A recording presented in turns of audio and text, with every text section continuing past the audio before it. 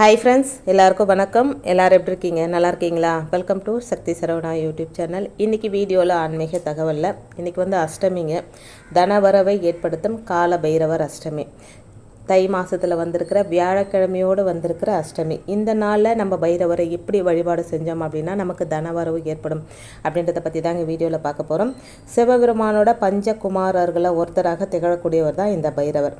எந்த கிரகத்தால் தோஷம் இருக்கோ, எந்த கிரகம் வலுவாக வேண்டுமோ, எந்த கிரகத்தின் தசா புத்தி நடுப்பில் உள்ளதோ அதுக்கேற்றாற் போல தான் பைரவர் நாம் வழிபட்டால் நவகிரகங்களால் நமக்கு எந்தவித பாதிப்பும் ஏற்படாதுங்க.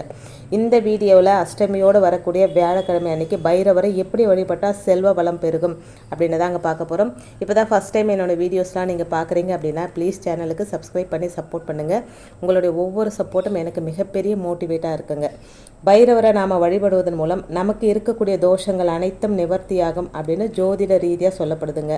அதோடு மட்டுமல்லாமல் எதிரிகளின் பாதிப்பிலிருந்தும் கடன் பிரச்சனையிலிருந்தும் நம்மை காப்பாற்றும் ஒரு அற்புத கடவுளாக தான் கால பைரவர் திகழ்கிறார். அப்படிப்பட்ட கால பைரவரை தன வரவிற்காக எப்படி நாம் வழிபட வேண்டும் அப்படின்னு தெரிஞ்சுக்கணும் இல்லைங்களா? வாங்க தெரிஞ்சுக்கலாம். பைரவருக்குரிய திதியாக அஷ்டமி திதி இருக்குது. இதில் மிகவும் குறிப்பிடத்தக்கது தேய்பிரை அஷ்டமி அப்படின்னு சொல்லப்படுதுங்க. தேய்பிரை அஷ்டமியில் நாம் கால பைரவரை வழிபடும் போது நமக்கு இருக்கக்கூடிய துன்பங்களும் கஷ்டங்களும் துயரங்களும் நீங்கும். அதே சமயம் வளர்பிறை அஷ்டமியில் நாம் பைரவரை வழிபடும் பொழுது நமக்கு கிடைக்கக்கூடிய நட்பலன்கள் அனைத்தும் கிடைக்கும் அப்படின்னு சொல்லப்படுதுங்க. அந்த வகையில் செல்வம் பெருகவும் தனதானியம் அதிகரிக்கவும் நாம் வளர்பிறை அஷ்டமி திதி அன்றைக்கு கால பைரவரை வழிபடணும். வளர்பிறை அஷ்டமி திதி அன்றுதான் அஷ்டலட்சுமிகள் அனைவரும் கால பைரவரை வழிபட்டு அவர்களுக்குரிய செல்வ வளங்களை பெறுவார்கள் அப்படின்னும் சொல்லப்படுதுங்க. அந்த சமயம் நாமும் கால பைரவரை வழிபட்டோம் அப்படின்னா அவங்களுக்கு கிடைக்கக்கூடிய அஷ்ட ஐஸ்வர்யங்களும் நமக்கும் கிடைக்கும் அப்படின்னு சொல்லப்பட்டிருக்குங்க. அதனால இந்த நாளை தவற விடாமல் இந்த முறையில் நம்ம கால பைரவரை வழிபட்டோம் அப்படின்னா நமக்கு செல்வ வளமும் தானிய வளமும் பெருகும் அப்படின்னு சொல்லப்பட்டிருக்குங்க. இதோடு மட்டும் இல்லாமல் வியாழக்கிழமை அப்படின்றது குரு பகவானுக்குரிய கிழமையாக இருக்கிறதுனால அன்றைய தினம் பைரவரை நாம் வழிபடும் பொழுது நமக்கு பண வரவு அதிகரிக்கும். இப்படி விசேஷமான இந்த திதியும் கிழமையும் ஒன்றா சேர்ந்து இன்னைக்கு வர்றதுனால கண்டிப்பான முறையில் கால பைரவரை நாம் வழிபடுறது மிகவும் சிறப்புக்குரியதாக இருக்குங்க. பக்கத்தில் இருக்கக்கூடிய பழமையான சிவன் கோயிலுக்கு போனாங்க. அங்கே வீட்டில் இருக்கக்கூடிய கால பைரவருக்கு சந்தன காப்பு செய்யணும். அதுக்கப்புறம் மஞ்சள் நிற சம்பங்கி மாலையை அவருக்கு சூட்டணுங்க.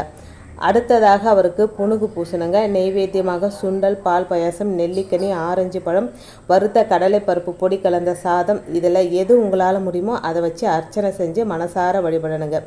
8 அகல் விளக்குகளை நல்லெண்ணெய் ஊற்றி தாமரத்தண்டு திரி போட்டு தீபம் ஏற்றி வழிபடணுங்க.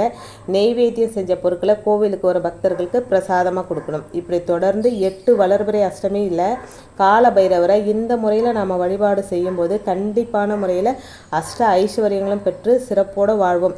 தனவரவில் இருக்கக்கூடிய தடைகள் அனைத்தும் நீங்கி செல்வ செழிப்புடன் வாழலாங்க. கலியுகத்தின் கண்கண்ட தெய்வமாக கருதப்படும் கால பைரவருக்கு வேண்டிய வரங்களை எந்த பாரபட்சமும் பார்க்காம கொடுக்குற சக்தி உண்டுங்க. ஈசனை போலவே நல்லவர் யார் கெட்டவர் யார் அப்படின்னு யோசிக்காம தனக்காக தன்னை நினைத்து மனமுருகி வழிபடுவர்களுக்கு கேட்ட வரத்தை கேட்டபடியே அள்ளி கொடுத்து விடுவாருங்க. கால பைரவர் இருக்கிற கோவில்களில் நடை அடைக்கப்படும் பொழுது சாவியை அவர்கிட்ட வச்சு வழிபட்ட பிறகு தான் நடை அடைக்கிற பழக்கம் இன்றைக்கும் உண்டுங்க. எந்த விதமான பயமும் நம்மை நெருங்காமல் இருக்க கால பைரவர் வழிபாடு சிறப்பாக இருக்குங்க. இத்தகைய மகிமைகள் வாய்ந்த கால பைரவருக்கு குறிப்பிட்ட சில தீபங்களை ஏற்றி அதன் மூலம் கிடைக்கக்கூடிய பலன்கள் பக்தர்கள் அனுபவிச்சுட்டு வராங்க. கால பைரவருக்கு பொதுவாக மிளகு தீபம் ஏற்றி வழிபடுவது வழக்கம். கடன் தொல்லைகள் தீர 27 மிளகு மூட்டைகளை கட்டி சனீஸ்வர பகவானுக்கு எல் தீபம் ஏற்றுவது போல ஏற்றி வழிபடுவது வழக்கம். அந்த வகையில் என்னென்ன தீபங்களை பைரவருக்கு ஏற்றி வழிபட சிறப்பு பலன்களை நம்மால் பெற முடியும் அப்படின்ற ரகசியத்தை தெரிஞ்சுக்கலாம் வாங்க. எந்த ஒரு செயலிலும் காரிய தடை அகல பைரவருக்கு குரு ஓரையில் வியாழக்கிழமையில் தேங்காய் தீபம் ஏற்றி வழிபடலாங்க. வியாழக்கிழமையில் வரும் குரு ஓரை பைரவருக்கு உகந்த ஓரையாக கருதப்படுதுங்க. அதுவும் இன்றைக்கி வியாழக்கிழமையோடு வந்திருக்கிற அஷ்டமி. இன்றைக்கி நீங்கள் பைரவருக்கு தேங்காய் தீபம் ஏற்றலாங்க. தேங்காயை 2ஆக உடைச்சிட்டு அதில் இருக்கிற தண்ணியை கீழே ஊற்றிட்டு சுத்தமான தேங்காய் எண்ணெய் ஊற்றிக்கணுங்க. சிகப்பு நிற திரியை போட்டு பைரவருக்கு முன்னாடி தீபம் ஏற்றி பைரவர் கவசம் படித்து வழிபட்டு வந்தோம் அப்படின்னா எந்த ஒரு காரியம் ஜெயமாகுங்க. சுபகாரியங்கள், நல்ல காரியங்கள், இதனால் ஏற்படும் தடைகளை தகர்த்து எறிய இந்த வழிபாடு சிறந்த வழிபாடாக சொல்லப்பட்டிருக்கு. பில்லி சூனியம் ஏவல் இந்த மாதிரி தீய சக்திகளால் ஆட்கொண்டு இருக்கிறவங்க எதிர்மறை எண்ணங்களை கொண்டவங்க அதிலிருந்து விடுபட பைரவருக்கு பூசணி தீபம் ஏற்றி வழிபடுறது சிறப்புங்க. வெண்பூசணியை 2ஆக உடச்சி அதில் இருக்கிற விதைகள் எல்லாம் நீக்கிட்டு ஒரு பகுதியில் சுத்தமான நல்லெண்ணெயும் இன்னொரு பகுதியில் பசு நெய்யும் ஊற்றி வெள்ளை திரியிட்டு தீபம் ஏற்றணுங்க. நல்லெண்ணெய் ஊற்றி இருக்கிற பூசணியில் சிகப்பு நிற துணியில் மிளகு போட்டு ஒரு மூட்டையாக கட்டி தீபம் ஏற்றலாங்க. பசு நெய் ஊற்றி இருக்கிற பூசணியில் வெள்ளை துணியில் மிளகு கட்டி திரியாக்கி தீபம் ஏற்றலாங்க. இந்த தீபத்தை தொழில் மற்றும் வியாபார விருத்திக்காக ஏற்றி வழிபடுறது வழக்குங்க. குடும்பத்தில் நிம்மதி இல்லை, வியாபார வளர்ச்சி, தொழில் மந்தம் நீங்க, நல்ல வேலை கிடைக்க, வெளிநாடு தொடர்பான விஷயங்களை சாதக பலன்களை பெற விரும்புகிறவங்க பைரவருக்கு வியாழக்கிழமையில் புதிய அகல் விளக்கு ஒன்று எடுத்துட்டு அதுக்கு அடியில் புணுகு கொஞ்சம் சாத்திட்டு அதுக்கு மேலே சுத்தமான நல்லெண்ணெய் ஊற்றி கொஞ்சம் ஜவ்வாது தூவி வெள்ளை திரியிட்டு தீபம் ஏற்றி வழிபடலாங்க. இப்படி அவருக்கு ஏற்றும் ஒவ்வொரு தீபத்திற்கும் ஒவ்வொரு விதமான பலன்கள் உண்டுங்க. வியாழக்கிழமை குரு வளர்வை அஷ்டமி, தேய்பிரை அஷ்டமி ஆகிய நாட்கள் பைரவருக்கு விசேஷமான நாட்கள். அதனால் உங்களுடைய வேண்டுதல்களை இந்த முறையில் இந்த நாட்களை வச்சு வழிபடும் போது கண்டிப்பாக பைரவரோட அருள் ஆசி முழுவதும் உங்களுக்கு கிடைக்குங்க.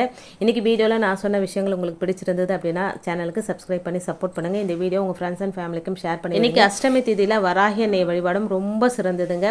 ஒருவேளை உங்களுக்கு வராகி அன்னையோட சிலையோ ஃபோட்டோவோ வீட்டில் இருந்தால் அவங்களுக்கும் ஒரு அபிஷேகம் இல்லை பூக்கள் சாத்தி வழிபடுங்க. உங்களுக்கு எல்லாம் நல்லதே நடக்குங்க.